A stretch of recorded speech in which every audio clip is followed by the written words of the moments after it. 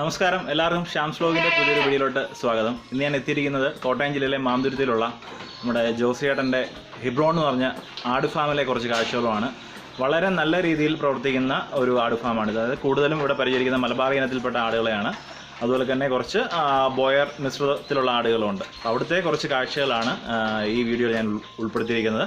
നിങ്ങൾക്ക് ഈ ആട് ഫാമിനെ കുറിച്ച് കൂടുതൽ കാര്യങ്ങൾ അറിയണമെന്നുണ്ടെങ്കിൽ നമുക്ക് ജോസേട്ടനെ കോൺടാക്ട് ചെയ്യാവുന്നതാണ്. അതുപോലെ തന്നെ നല്ല നല്ല ആട്ടും കുട്ടികളെയും അതുപോലെ തന്നെ മുട്ടൻ ആടുകളെ വാങ്ങിക്കണമെന്നുണ്ടെങ്കിലും നിങ്ങൾക്ക് ഈ ഫാമുമായിട്ട് ബന്ധപ്പെടാവുന്നതാണ്. അപ്പോൾ എന്തൊക്കെയാണ് ഇവിടുത്തെ കാഴ്ചകൾ നമുക്ക് നോക്കാം. എൻ്റെ പേര് ജോസ്. ഞാൻ ഒരു റിട്ടയർഡ് ഗവൺമെൻറ് എംപ്ലോയിയാണ്. ഞാൻ ഏതാണ്ട് ഒരു 2.5 വർഷത്തിന് മുമ്പായിട്ട് തുടങ്ങിയൊരു പ്രസ്ഥാനമാണ് ആട് ഫാം. അതുമായിട്ട് ബന്ധപ്പെട്ട് പഞ്ചായത്തിൻ്റെ നെടുങ്കുന്നം പഞ്ചായത്തുമായിട്ട് ബന്ധപ്പെട്ട് ക്ലാസ്സുകൾ അറേഞ്ച് ചെയ്തിട്ടുണ്ടായിരുന്നു. ഡോക്ടേഴ്സ് വന്ന് ക്ലാസ് എടുത്തു.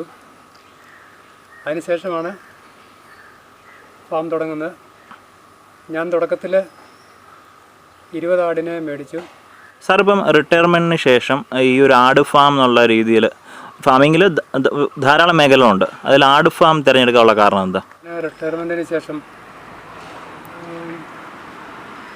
ശരിക്കും പറഞ്ഞു കഴിഞ്ഞാൽ ഒരു ടൈം പാസ് എന്നുള്ള രീതിയിലാണ് ഞാൻ ആട് ഫാം എന്നതിലുപരി കുറച്ച് ആടുകളെയും ആയിട്ട് ഒരു ചെറിയ പരിപാടി. നമ്മൾ അത്യാവശ്യം മറ്റു സഹായവും ഒന്നും ആരുടെ ഇല്ലാതെ നമുക്ക് ടൈം പാസ് ആകും. നമുക്ക് അത്യാവശ്യം കുറച്ച് സ്ഥലമുണ്ട്. സ്ഥലത്ത് പുല്ലൊക്കെ വെച്ച് തന്നെ ചെയ്യാൻ പറ്റിയ ഒരു നല്ലൊരു കൃഷി ആണെന്നുള്ളൊരു ബോധ്യം വന്നതിൻ്റെ പുറത്താണ് ഞാൻ ആട് ഫാം ഒരു ഫാമായിട്ടുള്ള രീതിയിൽ തന്നെ ഞാൻ തുടങ്ങി. അതിനുവേണ്ടി അത്യാവശ്യം നല്ലൊരു കൂട് നിർമ്മിക്കുകയും 10-20 ആട് ആയിട്ട് ഞാൻ ഈ പരിപാടി തുടങ്ങി. സാറിൻ്റെ നിലവിൽ ഇപ്പോൾ നമ്മുടെ ഫാമിൽ ഇപ്പോൾ എത്ര ആടുകളുണ്ട്? ഇപ്പം നിലവിൽ 50 ആടുകളോളം ഉണ്ട്. ഞാൻ കുറച്ച് ആടുകളെല്ലാം ഇതിൻ്റെ ഇടയ്ക്ക് കുട്ടികളെ ഞാൻ വിൽക്കുന്നുണ്ട്, വിറ്റ് പോയിട്ടുണ്ട്. ഇപ്പോൾ കൂടുതലും ഏത് ബ്രീഡാണ് നമ്മുടെ ഫാമിലുള്ളത്? കൂടുതലും മലബാറിയാണ്. 95% മലബാറി ആട് തന്നെയാണ്. പ്രത്യേകിച്ച് നമ്മുടെ കാലാവസ്ഥയായിട്ട് ചേരുന്ന ഏറ്റവും നല്ല ആട് മലബാറി തന്നെയാണ്. മറ്റുള്ള ഏത് വെറൈറ്റി വന്നു കഴിഞ്ഞാലും അത് നമ്മുടെ കാലാവസ്ഥയായിട്ട് യോജിച്ച് വരണമെങ്കിൽ ഒത്തിരി സമയമെടുക്കും. അപ്പോൾ സാർ തുടങ്ങിയ സമയത്ത് മലബാറി വെച്ചിട്ടാണോ തുടങ്ങിയത്? മലബാറി, വേറെ ഒരൈറ്റവും കയ്യിലില്ലായിരുന്നു. മലബാറി മാത്രം. ഇപ്പോൾ നമുക്ക് ഇതിനെ ക്രോസ് ചെയ്യിപ്പിക്കാനുള്ള മുട്ടന്മാർ അത് ഏത് ബ്രീഡാണ് വരുന്നത്? മലബാറി തന്നെയാണ്. ഇപ്പം എൻ്റെ കയ്യിലുള്ളത് മലബാറിയുടെ കൂട്ടത്തിൽ ബോയർ മിക്സ് ഉള്ള ഒരു മുട്ടനാണ് എൻ്റെ കൂട്ടത്തിൽ എനിക്കിപ്പോൾ ഈ ഫാമിനകത്തുള്ളത്. ഇപ്പം പുതുതായിട്ട് ഞാനൊരു ബീറ്റൽ മുട്ടനെ ഇപ്പം റെഡിയായിട്ട് വരുന്നുണ്ട്. ഇപ്പോൾ സാർ ഇപ്പോൾ ബീറ്റിൽ മുട്ടൻ്റെ കാര്യം പറഞ്ഞു, ബോയറിൻ്റെയും കാര്യം പറഞ്ഞു. ഇപ്പോൾ ഇത് നമുക്ക് ഒരു ഇറച്ചിത്തൂക്കം വരണമെന്നുണ്ടെങ്കിൽ ഏത് മുട്ടനെ ഉപയോഗിക്കുന്നതായിരിക്കും നല്ലത്? ഇറച്ചിത്തൂക്കം വരാനായിട്ട് എപ്പോഴും നല്ലത് ബോയർ തന്നെയാണ്. ഒറിജിനൽ ബോയർ നമുക്ക് ശരിക്കും ഇവിടെ അടുത്തെങ്ങും കിട്ടാനുള്ളതായിട്ട് എൻ്റെ അറിവിലില്ല. ദൂരദേശങ്ങളിൽ എവിടെയെങ്കിലുമൊക്കെ ഉണ്ടോയെന്ന് അറിയത്തില്ല. ഇപ്പോൾ സാറിൻ്റെ ഫാമിലിപ്പം ഈ ഒരു ആടുകളുടെ വിപണനം എങ്ങനെയാണ്? ഇപ്പം ഇറച്ചി ആവശ്യത്തിനാണോ വിൽക്കുന്നത്, അതോ കുഞ്ഞ് ആടുകൾക്ക് ആവശ്യക്കാരനുസരിച്ച് അങ്ങനെയാണോ വിൽപ്പന? 2 രീതിയിലും പോകുന്നുണ്ട്. മുട്ടന്മാരെ കംപ്ലീറ്റ് നമ്മൾ ഇറച്ചി ആവശ്യത്തിന് വേണ്ടി തന്നെ കൊടുക്കുന്നു. വീട്ടിൽ വളർത്താൻ വേണ്ടിയിട്ട് ഇപ്പം ലോക്കലായിട്ട് തന്നെ എൻ്റെ കയ്യിൽ പല ആൾക്കാരും ആടുകളെ വന്ന് മേടിച്ച് കൊണ്ട് പോകുന്നുണ്ട്. പെൺകുട്ടികളെ അങ്ങനെ ആ രീതിയിലാണ് പോയിരിക്കുന്നത്. മുഴുവൻ വളർത്താൻ വേണ്ടി തന്നെ പോയിരിക്കുകയാണ്. ഇപ്പോൾ നമുക്കിവിടെ വിപണനം, ഇപ്പോൾ കുട്ടികളുടെ കാര്യം പറഞ്ഞു, ആട്ടുകുഞ്ഞുങ്ങളുടെ കാര്യം പറഞ്ഞു. അപ്പോൾ അത് എത്ര മാസം മുതലാണ് ഇതിൻ്റെ വിപണനം ആരംഭിക്കുന്നത്? 6 മാസത്തിന് ശേഷം കൊടുക്കാൻ തുടങ്ങും. ഞാനത് ലൈവായിട്ട് തൂക്കിയാണ് കൊടുക്കുന്നത്. അപ്പോൾ അതിൻ്റെ റേറ്റ് എത്ര വരുന്നത് ലൈവ് വെയിറ്റ്? ലൈവ് വെയിറ്റ് പെണ്ണാടിന് 375, മുട്ടനാടിന് 350. ആ റേറ്റിലാവുന്നു. ആ റേറ്റിലാണ് പോയിക്കൊണ്ടിരിക്കുന്നത്. സാറിൻ്റെ ഇപ്പം റിട്ടയർമെൻറ്റിന് ശേഷമാണ് സാർ ഇത് ആരംഭിച്ചെന്ന് പറഞ്ഞു. അപ്പോൾ സാറിൻ്റെ ഒരു ദിവസത്തെ ആട് ഫാമിലെ പരിപാലനം എങ്ങനെയാണ്? രാവിലെ തൊട്ട് വൈകുന്നേരം വരെയുള്ള കാര്യങ്ങളൊന്ന് പറഞ്ഞുതരാം. രാവിലെ 7:30-7:45 ആകുമ്പോൾ ഞാൻ ഫാമിൽ കയറും. എല്ലാ ദിവസവും ഞാൻ ഫാം ക്ലീൻ ചെയ്യും. നിർബന്ധമായിട്ട് ഞാൻ ക്ലീൻ ചെയ്യും. കാരണം മൊത്തം ഫുൾ ഏരിയയും അടിച്ച് വൃത്തിയാക്കി ക്ലീൻ ചെയ്തതിന് ശേഷമാണ് അതിന് കുടി കൊടുക്കും. കുടിയെന്ന് പറയുന്നത് പരുത്തിപ്പിണ്ണാക്ക്, തവിട് എല്ലാം മിക്സ് ചെയ്ത് അതൊരു നല്ല കുഴഞ്ഞിരിക്കുന്ന പരുവത്തിൽ കൊടുക്കും. അതിനുശേഷം പിന്നെ രാവിലത്തെ പ്രോഗ്രാം അതോടെ ഏറെക്കുറെ 9:30 ആകുമ്പോഴത്തേന് തീരും.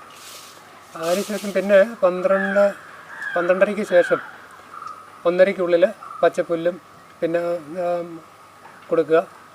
അതിനുശേഷം വൈകുന്നേരം പിന്നെ 6:30 വീണ്ടും പച്ചപ്പുല്ല് കൊടുക്കുക.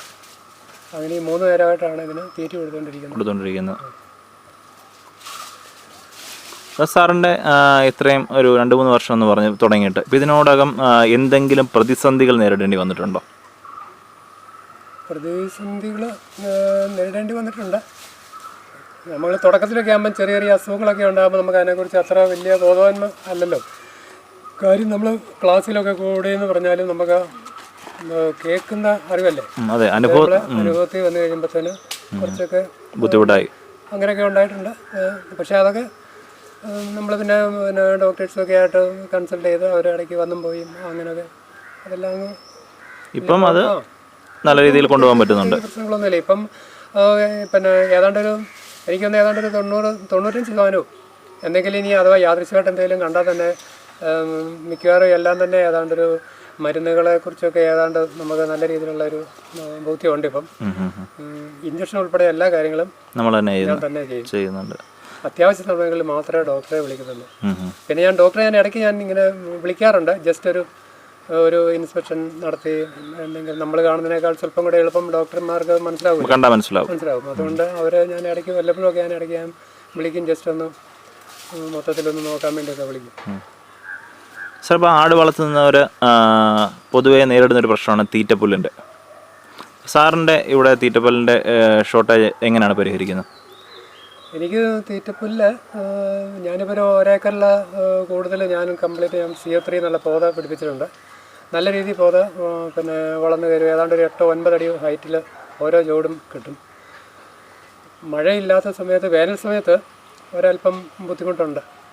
അപ്പം പിന്നെ പച്ചപ്പുല്ല് ഉള്ള സ്ഥലത്ത് പോയി ഞാൻ സാധാരണ കളക്ട് ചെയ്തുകൊണ്ട് വരികയാണ്. ഒരു 2-3 മാസത്തേക്ക് ചിലപ്പം പുറത്ത് പോകേണ്ടതായിട്ടൊക്കെ വരും. സാർ, ഇത്രയും നാൾ ആടിനെ വളർത്തി, ഇതിനകത്ത് കോമൺ ആയിട്ട് അല്ലെന്നുണ്ടെങ്കിൽ നമ്മുടെ ഫാമിലി ആടിന് കൂടുതലും വന്ന് കണ്ട രോഗങ്ങൾ ഏതാണ്? വന്ന് കണ്ട രോഗങ്ങൾ സാധാരണ പിന്നെ വയറിളക്കം കണ്ടിട്ടുണ്ട്. വയറിളക്കം, പനി, അതൊക്കെ ഇടയ്ക്ക് കണ്ടിട്ടുണ്ട്. അപ്പോൾ അതിനൊക്കെയുള്ള മരുന്നുകൾ ഡോക്ടേഴ്സ് പറഞ്ഞു തന്നിട്ടുണ്ട്. അതനുസരിച്ച് അത് കൊടുക്കുക. 2-3 ദിവസമൊക്കെ കൊടുത്തു കഴിയുമ്പോൾ അതൊക്കെ സാധാരണ മാറിപ്പോകും. നമ്മുടെ ഫാമിൽ ആടിന് ഈ കോമൺ ആയിട്ട് വരുന്നൊരു രോഗമാണ് ആടുവസന്ത അല്ല PPR എന്ന് പറയുന്നത്. അപ്പോൾ ഇതിനെതിരെയുള്ള വാക്സിനേഷനെല്ലാം എടുത്തതിന് ശേഷമാണ് ഇവിടെയുള്ള ആടുകളെ വിൽക്കുന്നത്. ഞാൻ ആടിനെ കൊണ്ടുവന്നിരിക്കുന്നത് പിന്നെ കുഞ്ചവലിലുള്ള ഒരു വലിയ ഫാമിൽ നിന്നാണ്. അപ്പോൾ അവിടെ അതെല്ലാം ചെയ്താണ് ആടിനെ അവർ നമുക്ക് ഇങ്ങോട്ട് തന്നിരിക്കുന്നത്. ഇവിടെ വന്നിട്ട് രണ്ടാമത് നമ്മളത് ചെയ്തിട്ടില്ല. പക്ഷേ പിന്നെ എല്ലാ ഗവൺമെൻറ് ഹോസ്പിറ്റലിലും വെറ്റിനറി ഹോസ്പിറ്റലിലും അത് കിട്ടുമെന്ന് പറയുന്നുണ്ടെങ്കിലും എല്ലായിടത്തും അത് എപ്പോഴും ലഭ്യമല്ല അത്.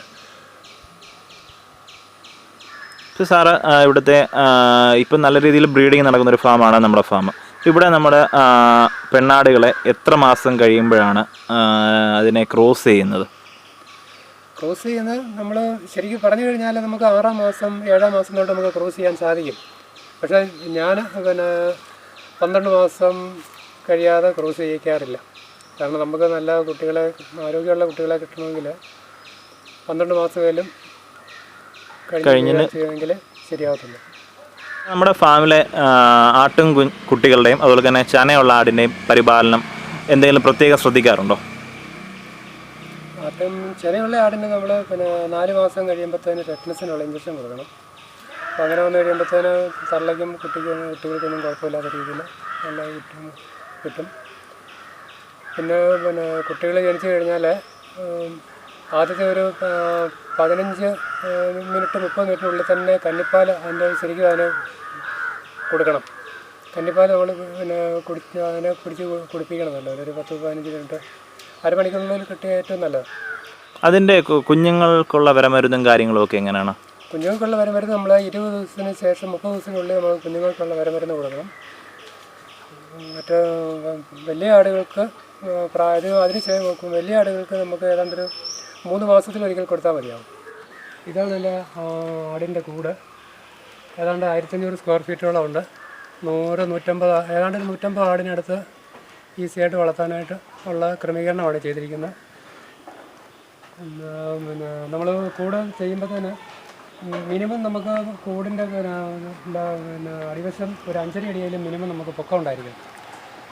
ഞാനിപ്പോൾ ഇവിടെ ചെയ്തിരിക്കുന്നത് ഏതാണ്ട് ഒരു 9 ഏതാണ്ട് ഒരു 10 അടിയോളം പൊക്കമുണ്ട്. 10 അടി പൊക്കം എന്ന് പറഞ്ഞു കഴിഞ്ഞാൽ അത് എൻ്റെ ലാൻഡിൻ്റെ കിടപ്പനുസരിച്ച് തന്നെ ഞാനതങ്ങ് ചെയ്തെന്ന് മാത്രം. ഇങ്ങനെ ചെയ്യുന്നതുകൊണ്ടുള്ള പ്രയോജനം നമുക്ക് ആട്ടിൻകാട്ടം മൂത്രം താഴോട്ട് വന്ന് വീണ് മൊത്തം പിന്നെ ഈസിയായിട്ട് കളക്ട് ചെയ്യാൻ പറ്റും. ഈസിയായിട്ട് നമുക്ക് കളക്ട് ചെയ്യാം. അതുപോലെ എല്ലാം കൂടെ വീണ് കുഴഞ്ഞ് ഇങ്ങനെ കിടന്ന് അതിൻ്റെ അകത്തുനിന്ന് ഉണ്ടാകുന്ന ഈ അമോണിയ നമുക്ക് ആടിന് അടിക്കാതെ ഇത്രയും ഓപ്പണായിട്ട് കിടക്കുന്നത് കൊണ്ട് നല്ല എയർ സർക്കുലേഷൻ ഉള്ളത് കൊണ്ട് അത് നല്ല രീതിയിൽ മറ്റു പ്രോബ്ലം ഒന്നും ഉണ്ടാകത്തില്ല. അതുപോലെ ആട്ടിൻകാട്ടം ആണേലും പിന്നെ ആട്ടിൻകാട്ടവും മൂത്രം ഒന്നും മണ്ണിലേക്ക് വീഴുന്നില്ല. ഞാനങ്ങനെ അത് ക്രമീകരിച്ചിരിക്കുന്നത്. ഫ്ലെക്സ് അടി മൊത്തം നിർത്തിയേക്കാണ്. ആ ഫ്ലെക്സിന് പുറത്തൂടെ വന്ന് പാത്തിക്കകത്ത് വന്ന് മൂത്രം ടാങ്കി വരും. ടാങ്കിയിൽ നിന്ന് ഞാനത് കളക്ട് ചെയ്തിട്ട് നമുക്ക് ആവശ്യം ഇവിടെ തന്നെ കൃഷിക്ക് വേണ്ടി ഉപയോഗിക്കുന്നു. ഇതാണ് പിന്നെ ഇവിടെ ക്രോസ് ചെയ്തിരിക്കുന്ന മുട്ട. ഇതാണ് മലബാറി ബോയർ മിക്സാണ്.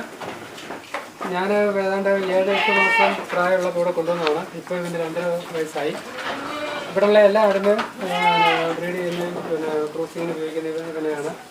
അപ്പോൾ ഇൻബ്രീഡിങ് ഉണ്ടായിരിക്കാൻ വേണ്ടിയിട്ട് ഞാൻ ബീറ്റലിൻ്റെ ഒരു മുട്ട ഞാൻ മുട്ട നിലവിലുണ്ട്. ഇപ്പോൾ നമ്മുടെ ഫാമിൽ വെളിയിൽ നിന്ന് പെണ്ണാടുകൾക്ക് ഇങ്ങനെ ക്രോസ് ചെയ്യാൻ വേണ്ടി നമ്മുടെ മുട്ടനാടിനെ വിട്ടു കൊടുക്കാറുണ്ടോ? വെളിയിൽ നിന്ന് പെണ്ണാടിനെ ക്രോസ് ചെയ്യുന്നില്ല. ഞാൻ നമ്മുടെ ഇവിടെ ഫാമിലുള്ള ആടിനെ മാത്രമേ ക്രോസ് ഇതുവരെ ചെയ്തിട്ടുള്ളൂ. ഇനി തുടർന്ന് അങ്ങനെ തന്നെ ചെയ്യുന്നുള്ളൂ. സാർ, ഇപ്പം ധാരാളം ആൾക്കാർ, യുവാക്കളായാലും പ്രവാസികളായാലും ധാരാളം ആൾക്കാർ ഈ ഒരു ആട് ഫാം ഒരു ഫാമിംഗ് മേഖലയായിട്ട് തിരഞ്ഞെടുക്കാറുണ്ട്. അപ്പം അങ്ങനെ കടന്നു വരുന്നവരോട് സാറിന് എന്താണ് പറയാനുള്ളത്? ഏത് രീതിയിൽ തുടങ്ങിക്കഴിഞ്ഞാൽ ലാഭത്തിൽ കൊണ്ടുവരാൻ പറ്റും? പുതുതായിട്ട് ഈ ഫീൽഡിലേക്ക് വരുന്ന ആൾക്കാർ എൻ്റെ അനുഭവത്തിൽ നിന്ന് ഞാൻ 20 ആടിനെ കൊണ്ടാണ് തുടങ്ങിയത്. 20 ആട് വേണമെന്നില്ല. നമുക്ക് ആടിനെക്കുറിച്ച് കൂടുതൽ സ്റ്റഡി ചെയ്യാനൊക്കെ ആയിട്ട് ഒരു 5 അല്ലെങ്കിൽ ഒരു 10 ആട് മാക്സിമം 10 ആടുമായിട്ട് വളർത്തി തുടങ്ങിക്കഴിഞ്ഞാൽ ഏതാണ്ട് ഒരു കൊല്ലത്തിനുള്ളിൽ നമുക്ക് അതിനെക്കുറിച്ച് നല്ല രീതിയിൽ സ്റ്റഡി ചെയ്യാൻ പറ്റും. അപ്പോൾ അത് കഴിയുമ്പോഴത്തേന് മുമ്പോട്ട് നമുക്ക് കൊണ്ടുപോകണോ വേണ്ട എന്നുള്ളൊരു തീരുമാനത്തിലേക്ക് എത്താനായിട്ട് നമുക്ക് സാധിക്കും. അതിനുശേഷം നല്ല രീതിയിൽ കൂട് നിർമ്മിക്കുക. കൂട് നിർമ്മിച്ചതിന് ശേഷം കൂടുതലാടിന് പരിപാലിക്കുക. ഏറ്റവും മെയിനായിട്ട് തീറ്റപ്പുല്ല് ഉണ്ടെന്നുള്ളത് ഉറപ്പ് വരുത്തുക എന്നുള്ളത് ഏറ്റവും മെയിനായിട്ടുള്ളൊരു കാര്യമാണ്. ഇപ്പം 10 ആടാണേലും 20 ആണേലും 30 ആടാണേലും ഈ 30 പേർക്കും തിന്നാനായിട്ടുള്ള പച്ചപ്പുല്ല് നമ്മുടെ കസ്റ്റഡിയിൽ, നമ്മുടെ പറമ്പിൽ അല്ലെങ്കിൽ നമ്മളെ അടുത്ത് നമുക്ക് കിട്ടാനായിട്ടുള്ള സൗകര്യം ഉണ്ടാവണം എന്ന് ഉറപ്പ് വരുത്തണം. അതാണ് ഏറ്റവും മെയിനായിട്ട് ചെയ്യാനുള്ളൊരു കാര്യം.